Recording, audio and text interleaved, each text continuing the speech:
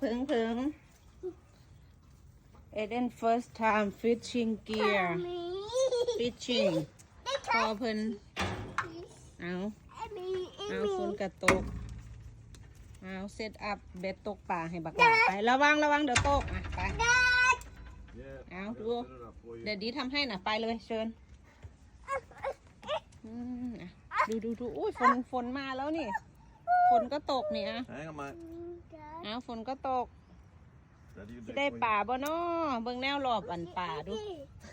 เบิ่งแนวหลอบป่ากุ้งที่มาดามเพิ่นเอามาเฮ็ดกุ้งแซ่น้ำปลากินย่างดีพุ่นนี่เอามาตกป่าโอ้ยเอา1 2ว้าวเอาโอ้ยเอาถึกใจเพิ่นซะเอาโอ้ยอยากตกข้างเอาจับบัดนี้เอาเฮ็ดโอ้เอาต่อพอดีล่ะกำลังอยากกินต้มปลาอยู่ให้ได้ปลาเด้อบักหลาเด้อฝนก็ตกแล้วโอ้ยฝนตกห้ามหัวลูกข่อยแล้วโอ้ให้มันได้ปลาเด้อบักหลาเด้อปลามาต้มกิน